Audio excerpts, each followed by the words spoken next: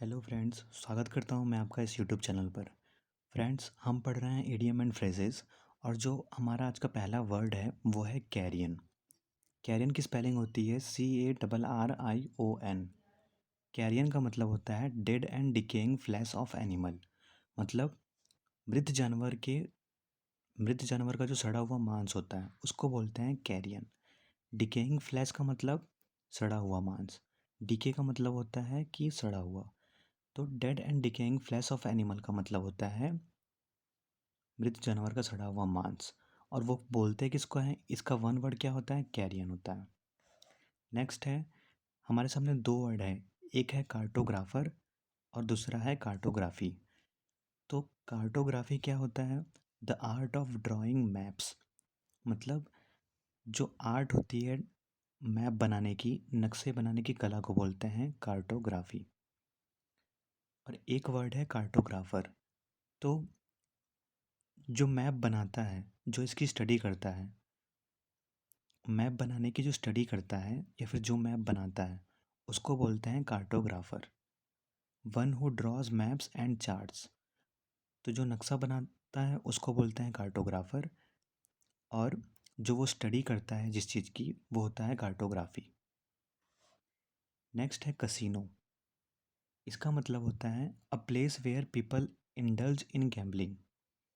एक ऐसा प्लेस जहाँ पे पीपल इंडल्ज हो, इंडल्ज का मतलब लिप्त हो गैम्बलिंग में, जुए में, उसको बोलते हैं कैसीनो। तो जुआ खेलने के स्थान को बोलते हैं कैसीनो या फिर जुआ घर को बोलते हैं।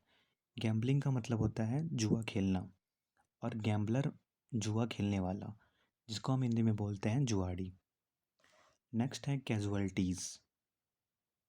कैजुअल्टीज का मतलब क्या होता है, द किल्ड और वुंडेड इन बैटल या फिर in an accident.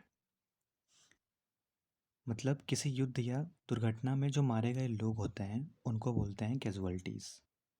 The killed मतलब मारे गए या फिर वुंडेड मतलब घायल हुए किसी भी बैटल में या फिर किसी भी इवेंट में,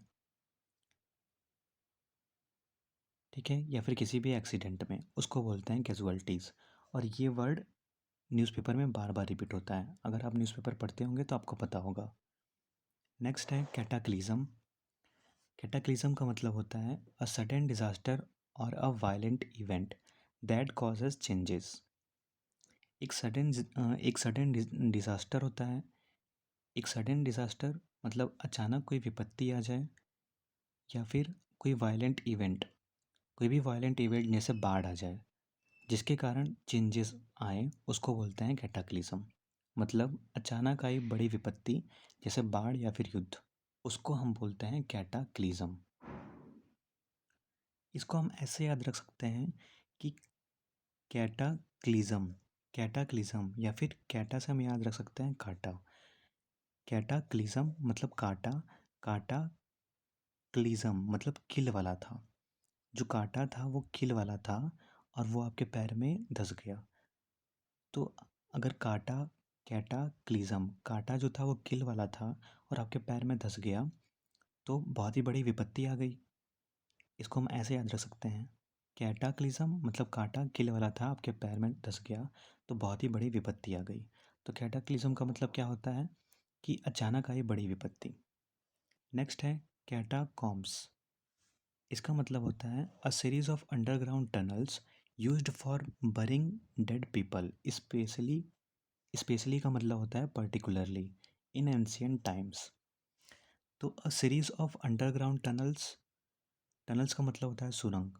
तो सुरंग की श्रृंखला जिसका यूज़ करते थे एंशियंट टाइम में, बरिंग डेड पीपल मतलब जो मरे हुए लोग होते थे उनकी बॉडी को बरिंग करने में, दफनाने में। तो कैटाकॉम्ब का मतलब क्या होता है कि प्राचीन काल में शवों को दफनाने के लिए जो बनाई गई सुरंग होती थी, सुरंगों की श्रृंखला, उसको बोलते थे कैटाकॉम्ब, जिसको हम बोल सकते हैं कब्रगाह। नेक्स्ट है कैटालॉग। कैटालॉग की जो स्पेलिंग होती है वो बहुत ही इंपॉर्टेंट है, CATALOGUE। कैटालॉग का मतलब होता है a list of the names of books. मतलब पुस्तक के नाम की जो सूची होती है उसको बोलते हैं कैटालॉग। नेक्स्ट है कैटास्ट्रॉफी। कैटास्ट्रॉफी का मतलब क्या होता है?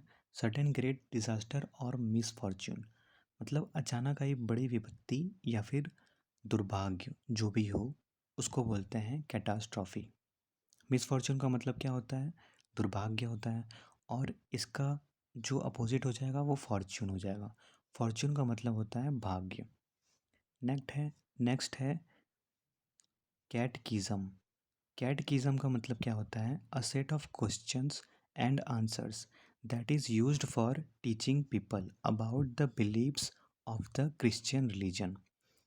तो कैटकिज्म क्या होता है कि एक सेट ऑफ क्वेश्चंस और आंसर्स होता है, मतलब क्वेश्चन और आंसर का सेट होता है जिसका यूज़ किया जाता है टीचिंग पीपल, लोगों को पढ़ाने के लिए, about the beliefs of the Christian religion, मतलब जो क्रिश्चियन रिलीजन के बिलीव्स हैं, जो उनके मत हैं, उनको पढ़ाने के लिए जो भी क्वेश्चन आंसर का सेट यूज़ किया जाता है उसको बोलते हैं कैटकिज्म।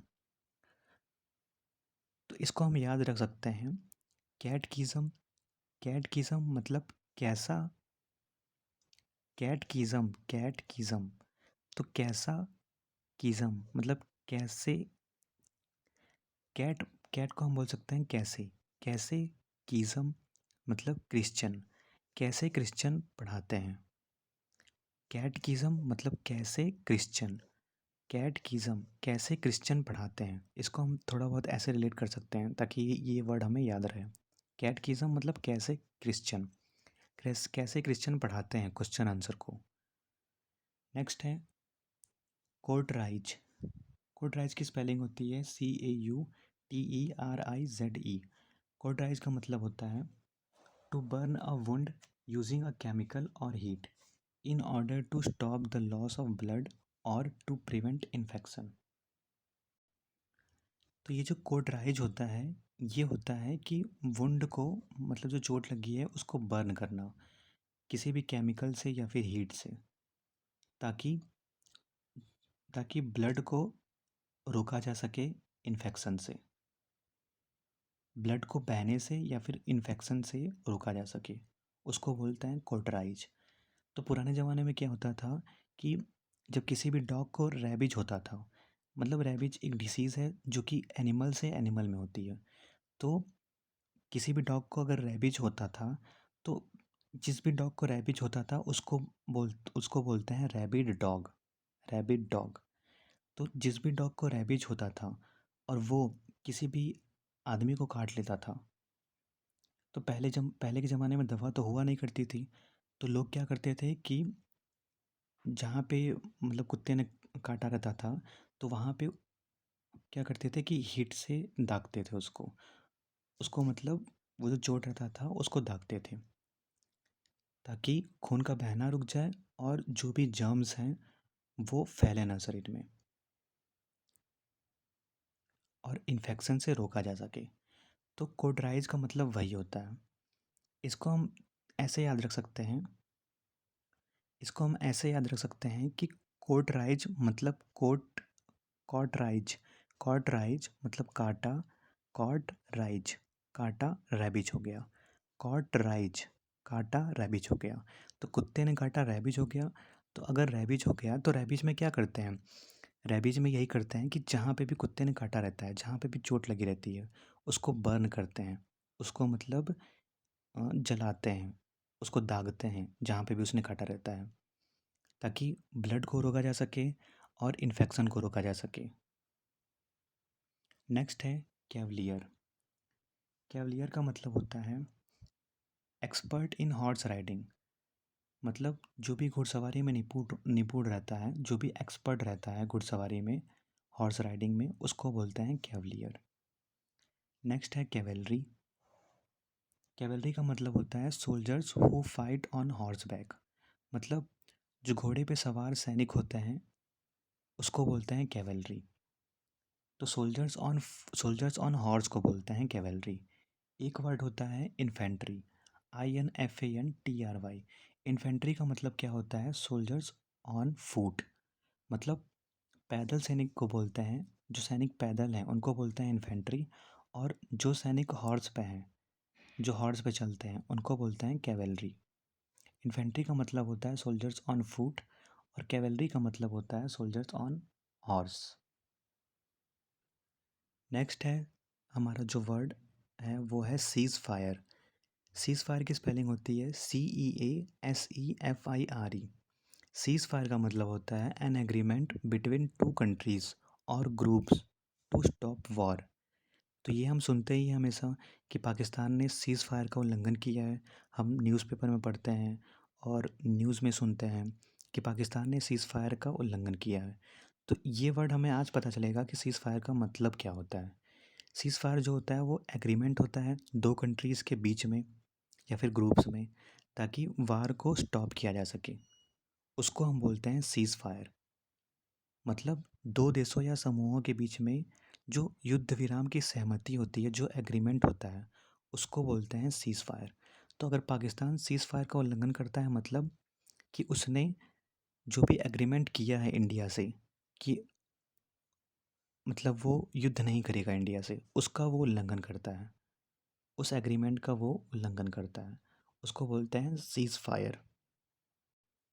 नेक्स्ट है सेलिबेसी।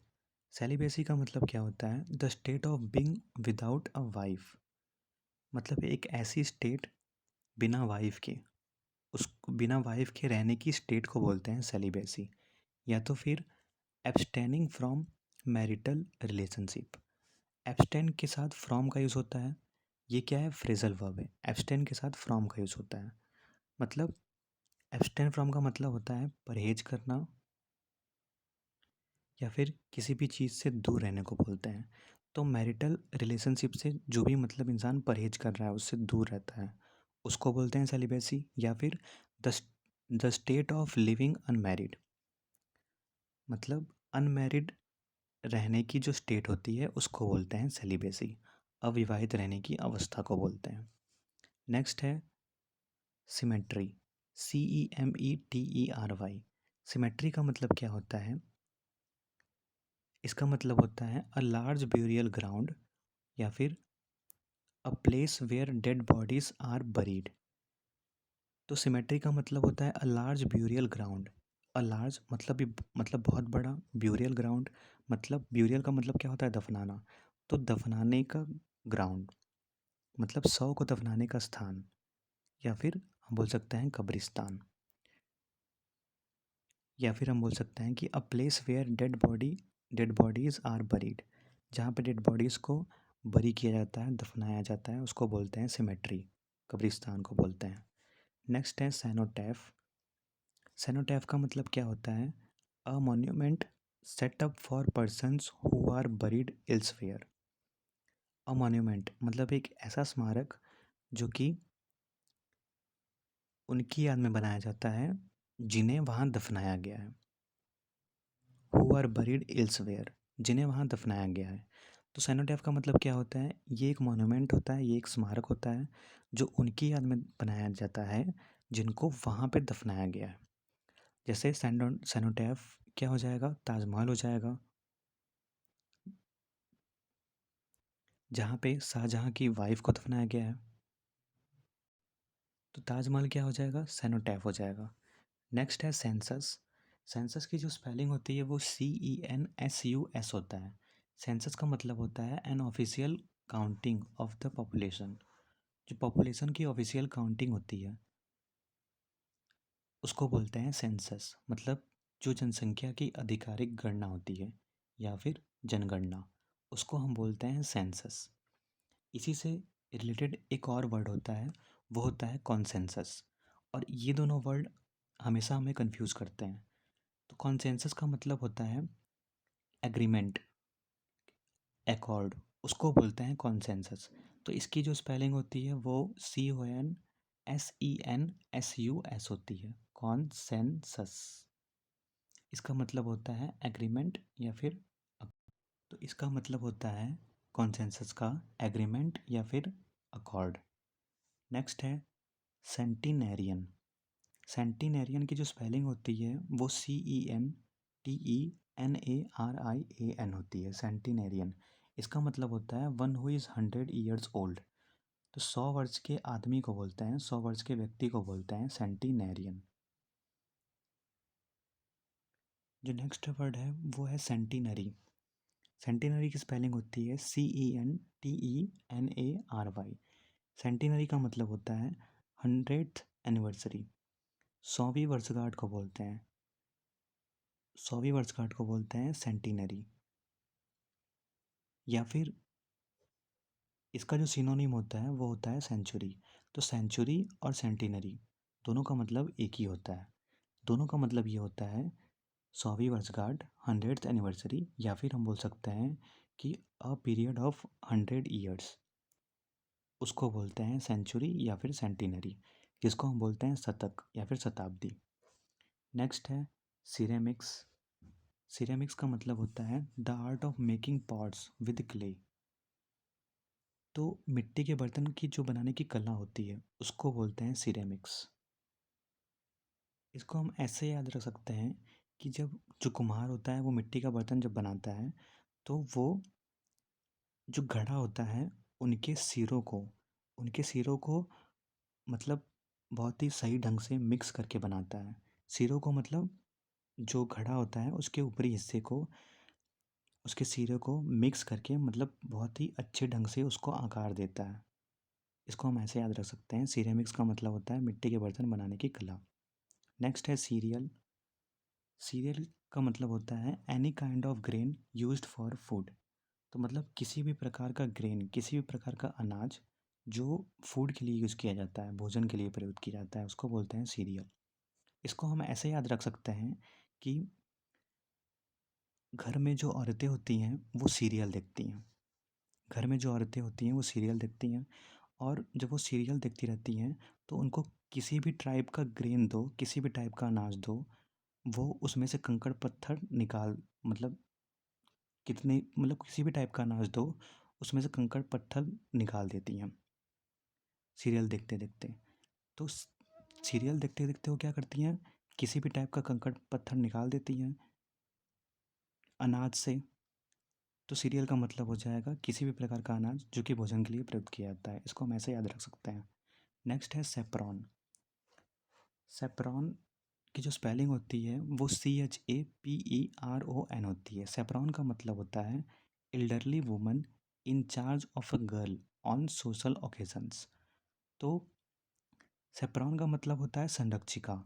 मतलब कि जो सामाजिक अवसरों पर किसी लड़की की जो देखभाल करने वाली उम्र दराज महिला होती है, वो महिला कैसी होनी चाहिए, उम्र दराज नहीं होनी चाहिए, मतलब ज़्यादा उम्र की होनी चाहिए, ओल्ड वुमन होनी चाहिए, बूढ़ी महिला होनी चाहिए, उसको बोलते हैं सेप्रॉन। सेप्रॉन का मतलब होता है elderly woman in charge of a girl on social occasions.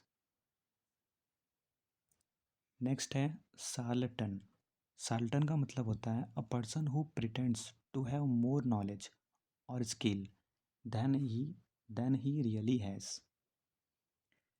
Salton का मतलब होता है एक ऐसा पर्सन हु प्रिटेंड्स, प्रिटेंड्स का मतलब होता है दिखावा करना, जो अपने आप को ऐसा दिखाता है टू हैव मोर नॉलेज और स्किल, कि उसके पास बहुत ही ज़्यादा नॉलेज या फिर स्किल है लेकिन एक्चुअल में उसके पास नहीं होता, उसको बोलते हैं साल्टन। हम इसको बोल सकते हैं कि जानकार होने या फिर योग्यता रखने का जो भी पाखंड करता है, जो भी प्रिटेंड करता है, जो भी दिखावा करता है, उस पर्सन को बोलते हैं साल्टन। नेक्स्ट है कैज़म। कैज़म की जो स्पेलिंग होती है वो CHASM होती है। कैज़म का मतलब होता है एन एक्सट्रीमली डीप क्रैक और ओपनिंग इन द ग्राउंड। मतलब किसी भी ग्राउंड में ओपनिंग हो जाएगी या फिर डीप क्रैक हो जाएगा किसी भी दीवार में, उसको बोलते हैं कैज़म। ज़मीन में गहरा गड्ढा हो जाए या तो फिर किसी भी दीवार में दरार पड़ जाए, उसको बोलते हैं कैज़म। फ्रेंड, अगर आपको ये वीडियो पसंद आई हो तो लाइक, सब्सक्राइब और शेयर ज़रूर करिएगा। धन्यवाद।